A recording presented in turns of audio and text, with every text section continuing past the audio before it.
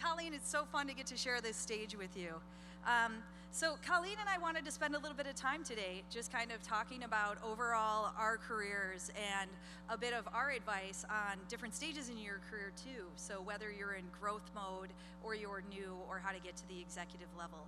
And also in cases too, what are some of the attributes in our career that we think have helped us to also be able to notice disruption, take risk, and grow. So with that, do you want to do a quick introduction, Colleen? Just a little bit about what you do and where you're from. So my name's Colleen Aubrey. I'm Senior Vice President of AWS Solutions. I've been at Amazon for 19 years, and actually I've just started a new role in May. Before that, I was working on our ads business, which was started out this tiny little idea and then grew into something material, and so now I'm starting a new adventure. I'm trying to build a set of applications that each of you will use in your day-to-day businesses. Including me at UnitedHealth Group, actually. So, hi everybody, I'm Julie Durham. I'm currently the Chief Digital Officer at UnitedHealth Group. I'm based in Minneapolis. I've been at UHG for 8 years. I actually started on our Optum side of the business and our payment integrity capabilities. Did a bunch of different roles on the Optum side, and for the last 3 years, I was the CTO for UHC. So think of that as our health benefits company, and also led our digital strategy and transformation. And actually last year, I moved into this newly created role as the Chief Digital Officer over both Optum and UHC. So, you know, one of the things in kind of us talking a little bit, I think that became a theme, and this was your quote and I thought it was great, is as you think about your career, that foundational years, it's not magic, it's hard work, right? And how do you actually build that overall reputation of someone who knows how to get things done? Do you want to talk a little bit about kind of how you saw the foundation of that starting? Yeah, sure. Actually, when I joined Amazon 2005, yes, it was a million years ago, my first manager at Amazon, I got to my first annual review, and he's giving me some feedback, and he says, you know, the thing is that if you can build a reputation for being able to move mountains, for always delivering great results, this is the linchpin of new opportunities coming to you. Versus you chasing new opportunities. And you know, his name's Eric Broussard. He's still at Amazon, and we still have lunch every now and then. And he was totally right. And so it really set me on the path to understanding, I guess, over those a few years, understanding what are the things that I control that are inputs to my career, and what are the things that I do not control. And the quality of my work is something that I do control. The people I choose to work with is something I do control. The problems I choose to solve is something I do control. But things like promotion and compensation, not something I control. And so I really sort of go back to this conversation with Eric in my first year at Amazon, and it was enlightening and understanding where I need to put my energies, and building that reputation for being able to move mountains no matter what opened up just opportunity after opportunity. And pretty much I've only stayed at Amazon because every 6 months my job changes. And that's sort of part of the fun, and so he was spot on with that advice. I think too, earlier in your career, you have a tendency to want to gravitate towards what looks like the new flashy opportunity. And I think when you spend your time chasing that versus building your reputation as someone who can learn, someone who's adaptable, you're going to find that on the long run, that's what gets your name on the list for those. And some of the best advice I got early in my career was to always be watching your say-do ratio too, of your ability to say you're going to do something and to do it, and to do that with quality. I think what also earlier in my career, especially being a technologist, I learned was just how many people that you're going to need to help you, and what time you were spending actually learning new things.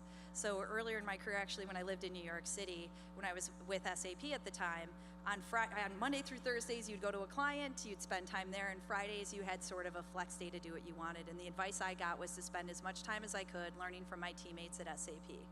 And I would actually spend my Fridays looking up people I didn't know on products I didn't work on to learn about them. Because I realized if I didn't do that, I was going to end up very narrow in the thing I was working on, as opposed to being viewed as someone who was adaptable and could learn new things. And I think that was huge for me in opening new doors, is putting that investment in myself and others to learn new things as you start to grow. I think some of the other things that also get interesting at this point is you'll also start to get some interesting feedback from other people, and you'll also start to see that if you spend too much time thinking about other people and what they think about you, that can actually be a relatively unfulfilling point versus investing in yourself. And you had mentioned a quote too when we were talking about don't hold the pose. Do you want to talk a little bit about that? Yeah. So I learned this a few times, slow learner. I had to learn it a couple of times in my career, which was that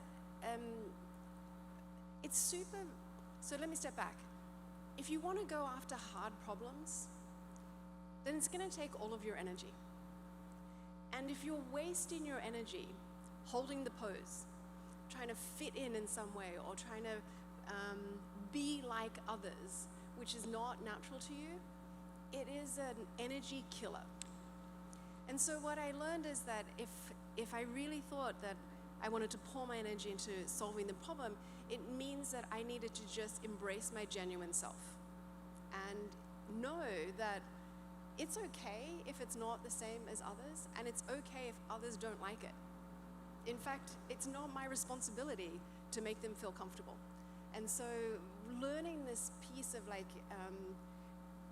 finding a place that I can just be genuine and be my most comfortable self gives me the energy I need to go after moving the mountains and to go after developing that reputation for being able to solve any hard problem.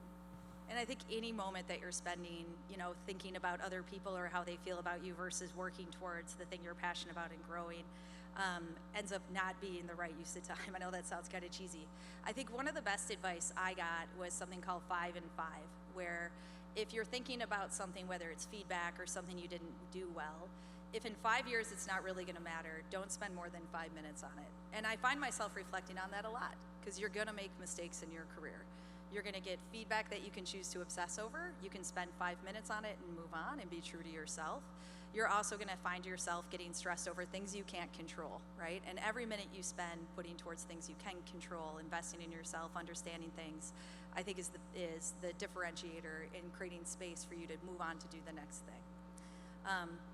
I think as you start to think about that growth part and being able to manage that, now you start to find yourself in more interesting rooms where you can start to think about how do you not wait for an invitation and start to create your own career path.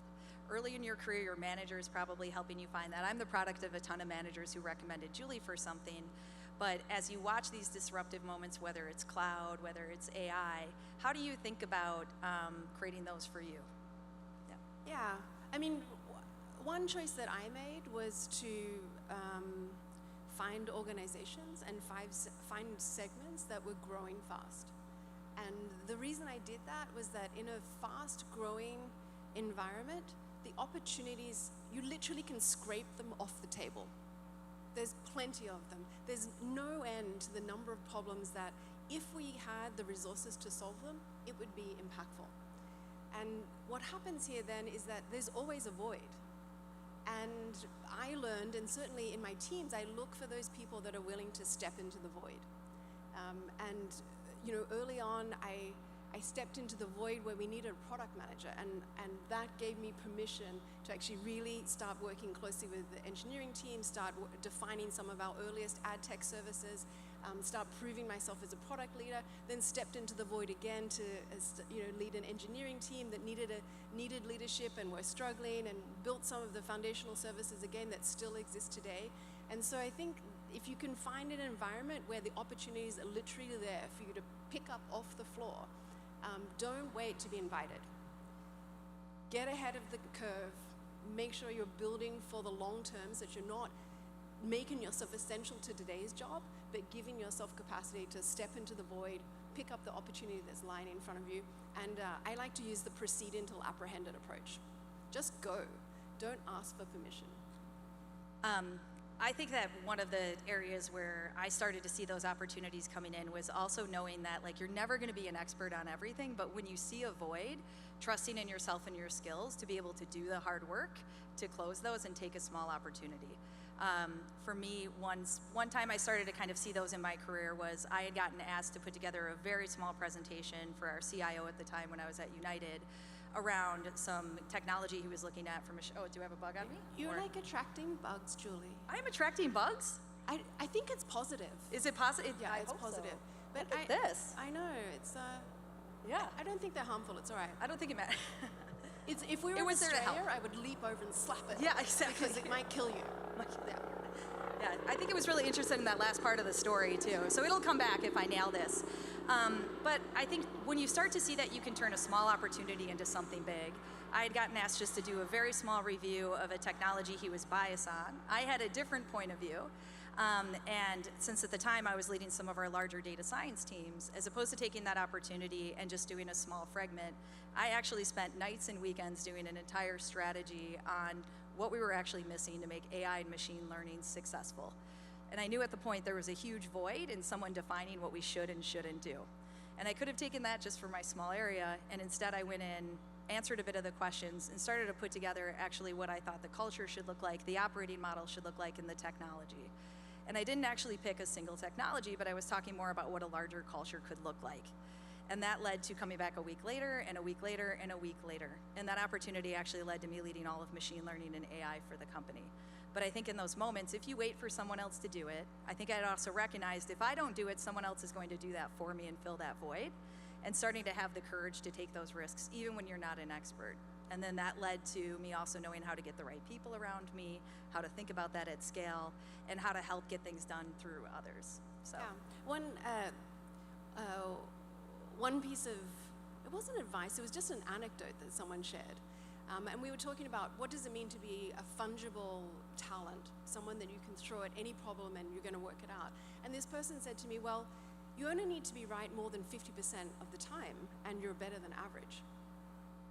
I was like, well, actually that's sort of, it sort of reduced the pressure in a way. I just need to be right 50% of the time. How hard can that be? Surely I can be right more than 50% of the time. And then if you go to the upper end, actually you don't want to be right 100% of the time because it means you're not taking enough risks. It means you're not moving fast enough. You're not knowing enough and learning enough and iterating because you're waiting to have 100% of the information. So it's actually, you just need to be better than 50% of the time and probably not more than 75% of the time right, because otherwise you really probably could be moving faster and taking some bigger bets. I think there's also this perception that every executive's there because they haven't made mistakes or grown. And if you really peel back at most of our careers, it's through these processes of risks and learning and how do you adapt with those. And if you wait for perfect, you will never get anything done. And you will never grow personally either, right, with some of those. I think there's another part of this too, where at some point, you don't necessarily say yes to new opportunities because you think they don't actually fit what you want to do. And some of what I've also learned is never say no to a job until you know what it is. So as you think about, you might not like 50% of what's in that job description or what it might need to do, but your ability to actually go in, learn, and be right about half of it, and then trust on your skills to build the rest of it, I think is also hugely important. So. Yeah, I mean, for me, I operate with a risk minimization, not risk minimization, a regret. Don't use a risk minimization. That's a bad tip, bad tip. Just delete. Regret minimization strategy, because it's really only the opportunities you don't take that you regret. And when it really comes down to it, the vast majority of the time, it's a two-way door decision. You can always go back. You know, just like one example for me is I came to New York actually. I was working for News Corp and I came to New York. I was meeting with the Post. I was trying to explain to them why their column centimeters for job advertisements would never come back because there's this thing, it's called the internet. It's very cool. I came to New York and I was like, New York is a cool town. At the time I was living in Sydney. I was riding my bike to work. I was sitting on the beside the harbor having a glass of champagne. And I was like, you know what? I probably need to get into the thick of it. New York is really, I could feel the energy and I could feel the ambition. And so I tried to get to New York. I couldn't get to New York because I couldn't get a work visa. But my husband's British, and so we went to London. I applied for one job. I was going to bet on a company that was going big in the internet. Amazon was one of those companies. I applied for one job, did 2 interviews, and Eric, we talked about him, said, hey, if you can be here in 4 weeks, the job's yours. I'm like, well, I can always go back to Australia. Sydney will always be there. I could always go back, get another job, sit by the harbor, drink champagne. That's not going to go away. So I packed my bags and left. I left Kevin to pack up the whole house. I did usefully sell the bed before I left, so he had to sleep on the floor, but he asked me to contribute, and that was my contribution. But I just think you have to go forward, because at the end of the day, pretty much no decision is one way. I think also too, if you don't do those, someone else will do those opportunities, and you will always regret not taking those one-door decisions. And I've barely ever run into someone where it is not a two-door decision. And if not, at a minimum, it's growth, it's challenge, and it's new opportunity. And being able to see those and contribute to those, I think, is a huge part of getting to be able to grow. Some of what we talked about too is, as you think about your career, at least for me, early in my career, when I was basically creating software and I had smaller teams, my core work product was actually really good software, and that's where I spent a lot of my time. As my teams got bigger and I moved into VP roles, I got into the hundreds, and it really came about creating really good teams in that culture. Then as we think about our next level, what we actually owe back is really good leaders. And how do you start spending time on making sure you've got the right team around you and scaling in that? Do you want to talk a little bit about that? I don't know, I keep handing it over to you, like, there you go, yeah. And you're like, well, I guess, sure. Let me start, and then I'll bounce back. Yeah, perfect. I think it's really interesting, like these inflection points as a leader. So from tens, hundreds, to teams of thousands. And there was one time where I was going from 100, 150 to a few hundred people. We had a whole bunch of goals. They were all red. We had 4 front-end stacks. We had no complete feature set in anywhere. Every stack was different by region. It was a complete disaster. So I made this decision. I'm going to move a bunch of engineers. We're going to go after building a new front-end stack. We'll get to full feature parity in all countries. We'll have one complete feature set available to customers, and we'll do it in 3 months. So we make this decision. Everyone gets going, and I say, okay, so what can I do next? Do you want me to write some product requirements? I can work on some UIs. I'm really good at grooming a backlog. I can totally get into that. And one of my leaders said to me, he's like, "What? We don't need you to be a product manager. We need you to be the leader." And it was an important moment for me, because I realized that regressing to my last most comfortable position, regressing to a place that I last felt most useful, was not actually what the team, the product, or the business needed. What they needed me to do was to lean into to a place I hadn't gone to yet, to the leader they needed me to be for tomorrow, and to keep developing my skills. And so I think that's something that I've tried to continue to lean into what I don't know, versus my last most comfortable position, which gets you to those different points of scaling. Yeah. I think what was fun for me is realizing too that your job as the leader now is to create the vision for your team, right? And to spend time making sure that that vision is something that can be clear, can be understood. Once you figured out whatever that vision is, could be launching a product in 3 months, could be getting to the cloud, could be machine learning, could be a new product. Your job as a leader is not anymore to be the product person or be the engineering leader. It's to get the right people in the right seats. And how do you actually create the most competitive team you can for that vision? Because again, you're never going to be that person. And I find I spend a lot of time in a new role. First thing I do, about a year into this one, is what's our vision for UHG, for digital and consumer? And then looking across my team to see if I have the right people in the right seats. And usually I find that your team's going to fall into one of 3 categories. You're going to have people that are the right people in the right seats. They absolutely are bought into your vision. They're who you need in the group. You're going to have another group of people where they're the right people, but they're not in the right seat. You're actually not a product leader. You're actually an engineer. And how do you quickly move those? And then you have another third, which I think is the hardest, which is they actually aren't bought into your vision, and it doesn't matter which seat you give them, and it's your job as a leader to start thinking about how do you help those people move on. I think when I look back at my career, what I'll regret the most is not being faster at taking some of that action. And the other mistake I think you'll do earlier in your career is, because you can do those jobs, is you might go do them for them. And that's another really, really hard part, is to make sure you as a leader are not there to try to do that job for that person to compensate for them, but how do you think about continuously evolving that right people, right seats model, right? I totally agree. And I think the other compromise you make, or the other downside of not moving fast to help people who are not bought in move on to the next thing, is you disadvantage everyone who is bought in. So everyone is excited about the vision and is in the right seat and is ready to go is held back and disappointed in you as a leader if you let those people who are not on board hang about.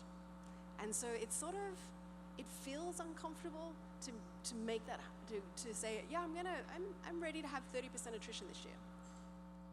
But it's necessary. And so I just encourage you to know when you're at that point and to not shy away from it, from really embrace the opportunity to build a stronger team. That bug is back, so I must be heating up here. Really likes for sure. what you're I think it talking does. about, Yeah, very nice. I love how Chief Digital Officer brought an analog note too, right? So that probably wasn't a good start to the vibe there. Where's your chatbot? Yeah, exactly. You know, you talked about 30, and I think actually in my mind, you probably are closer to 70, because you've got a mix of people that you've got to move to a different seat in your team who maybe need the next challenge. So if you really look hard at your org chart, probably back, if I look back at 18 months from now, I guarantee you 70% of the team is either in a new seat or is out. And I think that's really hard for you to build that mental muscle as you start to scale. Another thing probably is once you have those opportunities and you move up to the next level, you're gonna see less and less representation sometimes of people who are like you. And being a woman leader, I don't know if you get this, but I know I've certainly had almost every time I've elevated my career, there has been feedback from someone that I only got that job because I'm a woman. And I can almost set my watch to it, by the way. When I got promoted again to be the Chief Digital Officer, there was a comment that was more for optics versus necessarily my skills. Now, I'm sure you've heard some feedback on this too, but I think this also goes into, you know, where you spend your time. And for me, you can either put energy into believing that, or you can put energy to the fact that you are at that table. That's now a fact. The fact that you've made it there means to make it count. And then how do you also make sure that your voice is more heard more consistently when you get into that room without letting yourself get a little bit too much in your head holding the pose? Go ahead. It's sort of startlingly strange how similar some of our experiences are. I don't know if that's good or bad. Difficult to say. But I share a similar experience. But for me, I sort of say, well, let's assume that it was a token opportunity given to me. It's a token promotion. Let's just assume that's the case. Now the question is, what do you do with that? And for me, it's like, well, someone just cracked the door open. So you might as well kick it in.